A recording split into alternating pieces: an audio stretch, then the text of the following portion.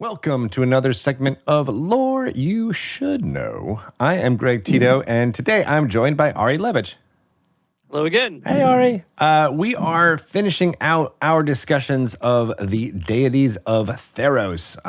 Finally, there are so many gods. There's so many amazing deities. I mean, as the mythology, dork, when I was a kid, it's so cool to go and talk about I don't want to say fake, but a made-up pantheon for my favorite role-playing game. So very excited about talking through all of these.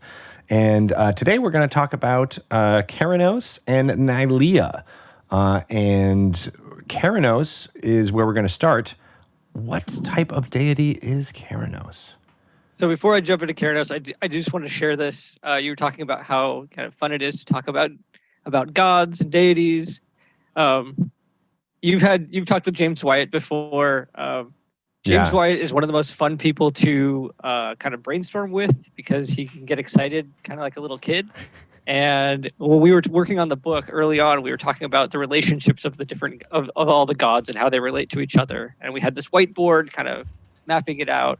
And it was just, he was having the best time, just like mapping all of this out and like just, yeah. Anyway, that's so. This is probably just for me. This story is not the best anecdote, but I had to share how much fun it is to work with James Wyatt. He's a theology. I think he studied theology, and he just loves. Oh no, you're frozen again. I will say that I have experienced seeing James giddy with glee at what was being created and all of that, and I can certainly imagine what it was like to be in that room and mapping out all those things, because I think I would have a similar emotion of tying them all together. Great. It was great. Sorry, I think I cut out there for a moment. But, you did, yeah. I was trying to cover, but no, you're back. Thank you. Here we go again. Oh. I can still see and hear you, so you're all right. Okay. All right. Well, hopefully we can get through this. Yes. Get that internet. The deity of the internet is not in your favor right now. No, I've angered somebody. I guess I haven't seen, but this makes talking about all of these gods makes me want to watch American Gods. Show on was it Stars? I don't know. I don't have that channel, so that's part of the problem. Don't actually know, yeah. Yeah, but very cool. Let's talk about Keranos and what type of deity they are. So Keranos is a fun god.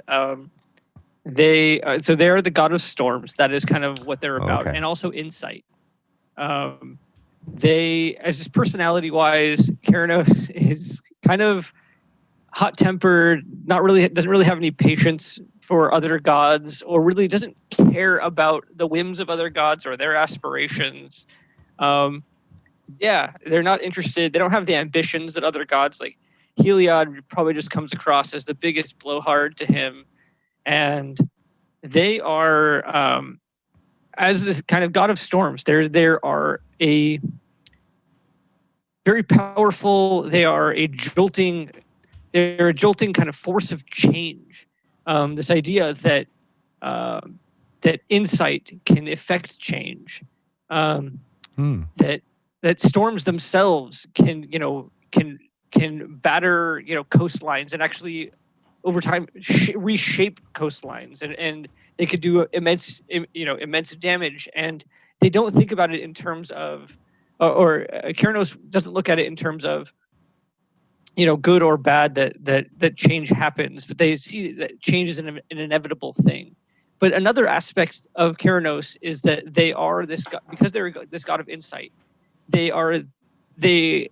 Insight can come in flashes sometimes, and they have their lightning bolt, their javelin that they wield is named Epiphany, and so it's this idea that they could strike out anywhere and grant somebody with this epiphany. So oftentimes artists and poets will worship Keranos, hoping to get struck with that epiphany. That's interesting combination of kind of portfolios, I guess I could say, like, because Keranos is a strange god in terms of the domains that they oversee, right? I don't mean domain as like a D&D term as for a cleric. I mean like just the aspects of a mortal's life that they might oversee. That there is this chaotic natural aspect, right? This god of storms. And then there is this kind of reflective aspect of insight and epiphany and inspiration. And like I love that these two things come together, that there's this ephemeral quality, right? A storm is not a permanent thing. You don't go to the storm place. Like a storm is an event that happens at a location at a given time. And so there's this elusive quality to Keranos, but when Keranos is present, when a storm is present, you know it. And like there's this idea of gaining insight in a flash when you are struck with an epiphany, you know it. And there's this undeniable quality to Keranos that I find fascinating. That is fascinating. Keranos, say again? I said that is fascinating to have so many, you know, I mean, not to always bring it back to real world deities, but it's like, you know, part Poseidon, part Apollo, part Zeus, and you know, mashing those all together to create this new and interesting whole. But I love how you're bringing it back to the storm, like that it is something that occurs to people, to mortals, and they either have to weather it or perhaps use it to their advantage. Right. You could see how, you know, Perforos can appreciate this concept of having these flashes of inspiration. I think Perforos might, you know, be inspired by Keranos's ability to inspire, because Perforos himself is a creator, is an artisan. But I think for Perforos wants to create the thing that lasts forever. And so there's this fleeting quality of Keranos that I think might frustrate Perforos. Are they in conflict, or are those just, you know, deities that have, you know? I think they would.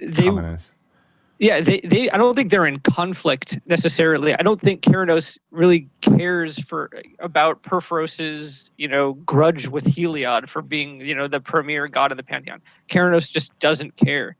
Keranos appreciates people who are reflective and kind of introspective, and just has very little patience for the other nonsense. There's an interesting thing that the book outlines that talks about how the people of Akros worship or show their appreciation for Keranos, is that they'll before the storm, they will create these elaborate sand paintings or sand kind of art. And then the storm washes that away. This idea of not getting attached to this particular iteration of this art, but it's there for that moment, and you can appreciate it in that moment. Wow.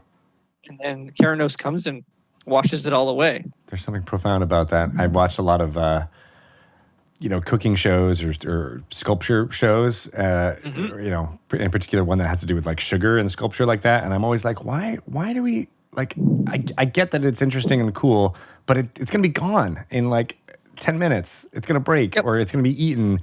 Why is there so much time and energy put to something that is not constant? But I think you really touched upon it. It's like it's appreciating the beauty in the moment. Yep.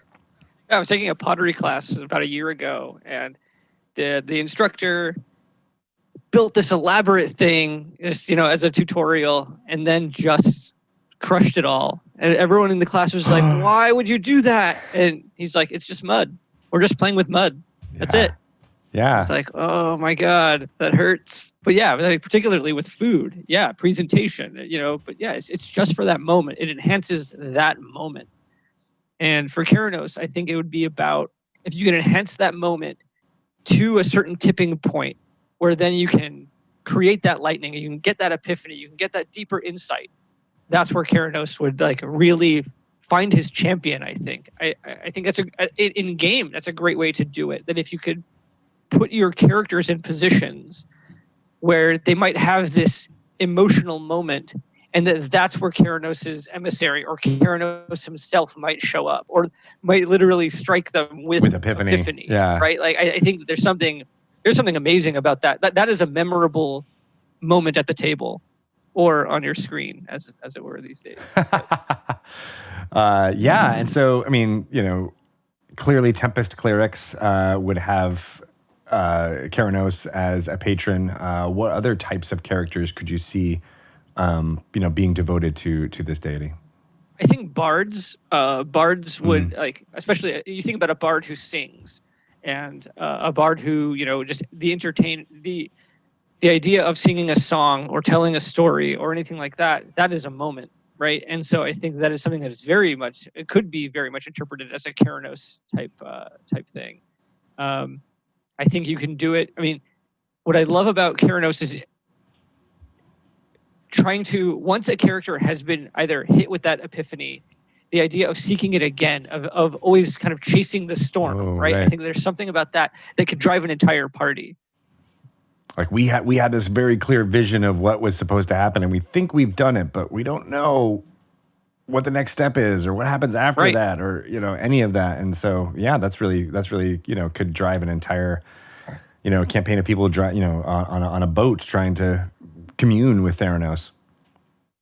Yeah, I think that I just think Keranos is a fascinating god, and I think that Keranos' oracles can be equally interesting. These kind of, you can get these kind of really like spacey type characters who might not necessarily talk in a normal, in a straightforward way. You can get people who just kind of talk in riddles, perhaps. Like you might get the one who just lives on the top of the highest mountain where lightning is constantly striking there. So you have to go to that. So I think that there's a lot of not just exciting characters to play with, but the visuals that a DM gets to describe with Keranos are very cinematic. I think it kind of lends itself. He lends himself very well to a campaign. I love that. All right, well then let's move on to talking about what you described as your favorite deity in the Theros pantheon, Nylea. So I love Nylea.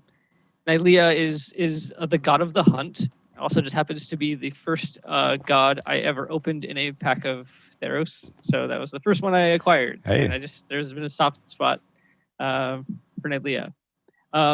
She is the god of the hunt.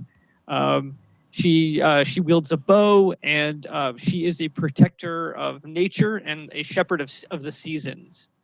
And she's an interesting character in that she is the protector of nature, but she's also the hunter, right? And so she is very much, she will bless the hunter, the predator that hunts for food, but is very much against the poacher or the hunter for sport. That is not it's not the place to like test one's mettle. It's just like putting yourself up against a strong beast. They are more about like, are you doing this because you need this sustenance? But yeah, she her bow that she wields on the hunt is called Affixis, and Affixis she has Nylea has this quiver of 4 arrows, and each arrow is associated with one of the seasons. And by loosing one of those arrows, it's, as the myth goes, it heralds the coming of the next season. Oh, okay. Now in the game, Affixis is one of the artifacts that you might be able to get or interact with in some way, and each of those arrows has its own special effect if you use it, if it's being wielded by a mortal. Does she often allow mortals to use her weapon? I think it depends. She might offer it to one of her champions. It could be something that happens where it is stolen and you have to recover it. So there are 5 god weapons in the book, and you have Heliod's spear, you have Erebos' whip, you have Nylea's bow, you have Thassa's bident, and you have Perforos' hammer. And these are all outlined in the book. And yeah, if they're wielded by mortals, they are powerful items. And the more piety you have, so the more devotion you have to that god, the more you get to unlock of that weapon.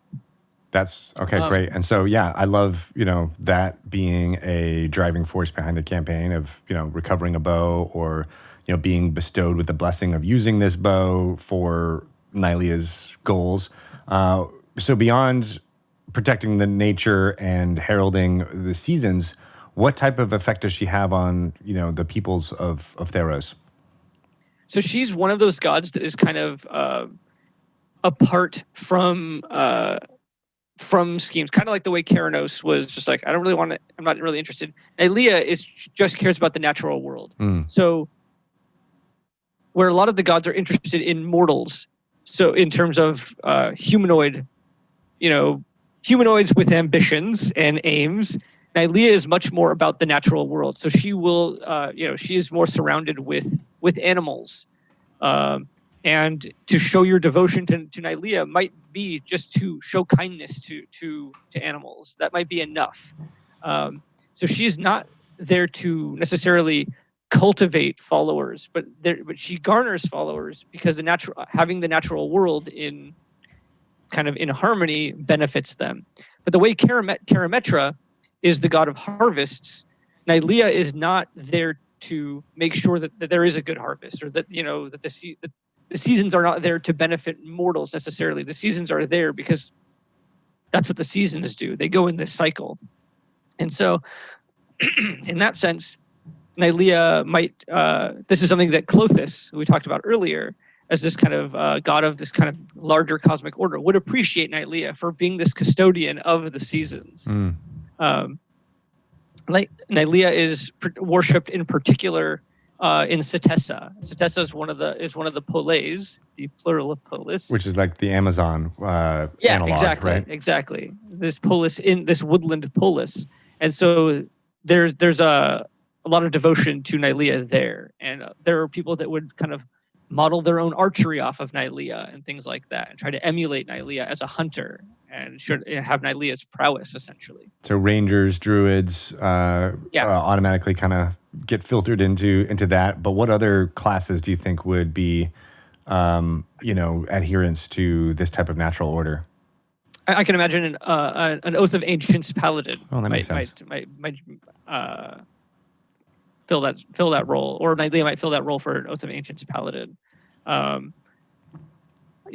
think again with so many of these gods, what I love about the way the gods work is that because of how much influence they have in the world, even if I'm a fighter and I have nothing to do with divine magic, I'm still gonna Nylea might still be important to me as a character. So if I'm a warrior from Setessa, or if I'm a warrior from another polis who is trying to journey to Setessa to learn more about Nylea or to train in that manner, Nylea would be of paramount importance to me.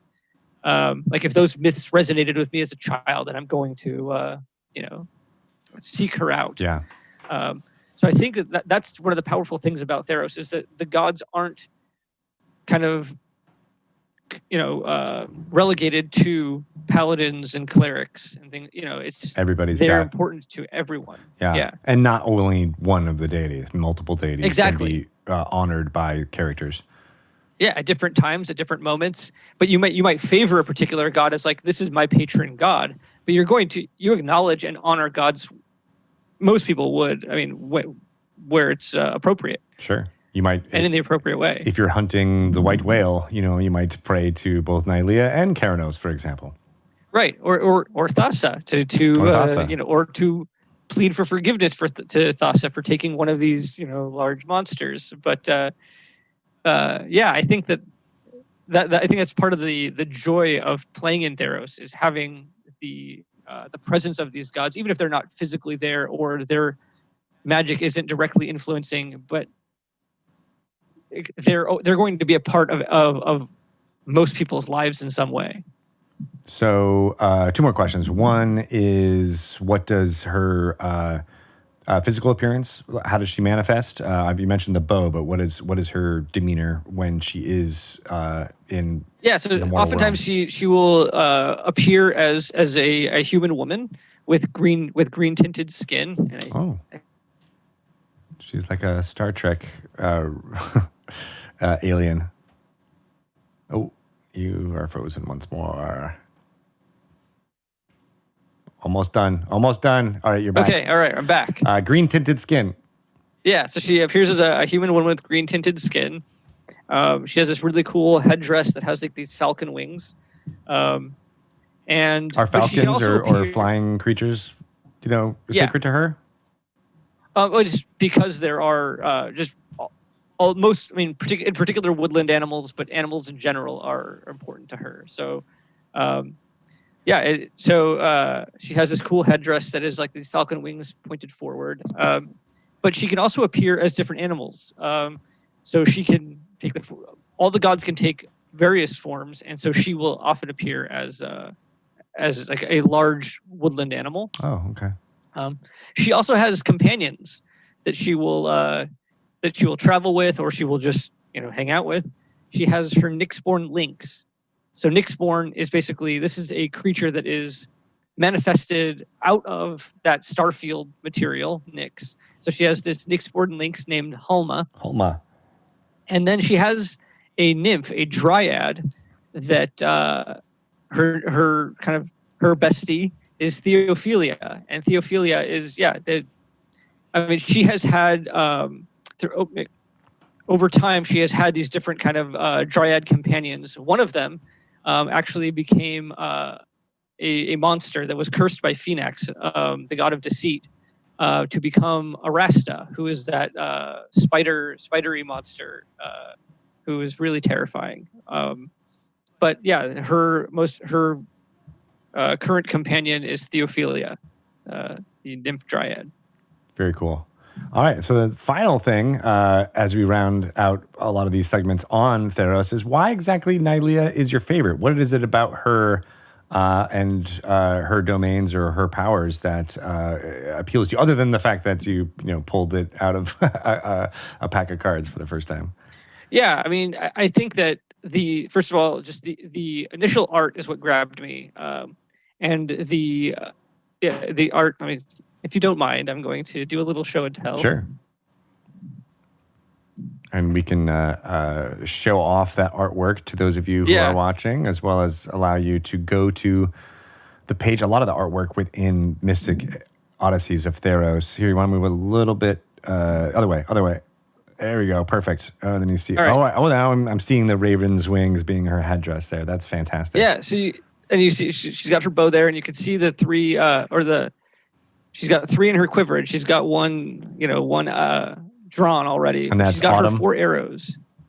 Yeah, and so like that whole idea when Jenna Helland kind of was walking me through that god, it was just that was such a compelling concept to me of the 4 seasons being kind of manifested in these 4 arrows, and her just being a kind of a remote god, that this is not a god that is really super interested in mortals or even super interested in other gods, that she's out here kind of as this god of nature, and nature itself was enough to sustain her. And I think that there's something very fascinating about that and what it means when mortals do interact with her. What is that story? Why would they seek her out? And I think that is it because there's something that is threatening nature that they would seek her out? Are people who are tired of civilization seeking her out? They're like, nope, this is the way to go. I'm looking at Adam Lee right now, thinking about retreating into the woods. So I think that, I love her story, and I think she's, and again, first God card I ever pulled. So. Well, that can go a long way, and I think there is something really compelling about the starting of a season as an arrow pulled and shot. Kind of feels really mythic, it feels and like a story that like, humans would create, but here we get to see it wrought. And you could imagine, like, if a winter was particularly long, did somebody steal the autumn or the spring arrow? Is that something that happened? Like, and you might have to recover that. It's like there are in-game implications for having the seasons being bound up in these objects. Oh yeah, or if they're broken somehow. Or if they're broken, right? And there are like all of these god weapons that are in the book. There are also ways that detail how to destroy them. So, maybe you're in a race and you have to chase somebody down who's trying to destroy the bow and have an eternal winter or eternal summer, both of which would be terrible for crops at the very least. Yep. So I mean, there's a lot there, and you can also imagine her as an antagonist, as civilization is encroaching. That this god of nature can become a wrathful god. Very, very cool. I see so many threads of that dungeon masters can pick up and run with for all these gods, but Nylea in particular. Very cool. Excellent. All right. Well, thank you so much, Ari, for taking us through so many of these deities and talking through Mythic Odysseys of Theros. Again, that is available everywhere now. I suggest strongly that you go to your local game store or contact them about how to pick up the alternate copy. It is a gorgeous piece of artwork that has me drooling. I actually don't have a physical copy yet, so I'm seeing Ari bring it up and being very envious of it. It is glorious. As you should be. Yes. Excellent. And all of this is making me inspired. I want to run a campaign, or at least participate in a campaign in Theros and, play with some of these great ideas. Because what's cool about it is not only do they talk about, kind of these iconic fantasy moments that you've been describing, but I love how it gets into the heart of like philosophy and thinking about, not necessarily the larger ideas of philosophy in our existence, but then how humans create myths to deal with strange truths or things that happen in our lives and what that means. And Theros at its best, and particularly what Theros in a Dungeons and Dragons setting can do that you can't do necessarily in a card set, is explore those concepts, right? Like all of these gods are manifestations that mortals created. Ultimately, these are mortal creations and sustained through generations. And you can really dig into what that means. What are these, like, why these manifestations, right? And I think that's like, you're getting right to the heart of it. And I think there's compelling stuff that, yet you have your cinematic fights, you have those types of, Greek myth moments, but you also have these human moments that I think are that's what's going to make Theros in particular, and not simply a Greek-inspired setting, but Theros in particular as a manifestation of, or as an interpretation of Greek mythology, memorable. And I think we're going to have a great time with it. Awesome. Thanks again, Ari. If people want to ask you about any of this, how could they do so? I am at Ari Levitch on Twitter. As I always say, I am seldom on there. So again, if you have questions, I hope to get to them. Excellent. Well, I hope you do. I don't want to push you into being too much more of a Twitter user, but we love it when you do wade in and see what's happening. Awesome. Great. Thank you guys so much. Thank you. You are awesome. Theros is awesome. Pick up Mythic Odysseys of Theros when you can, and we'll be back with more fun segments next week on Dragon Talk.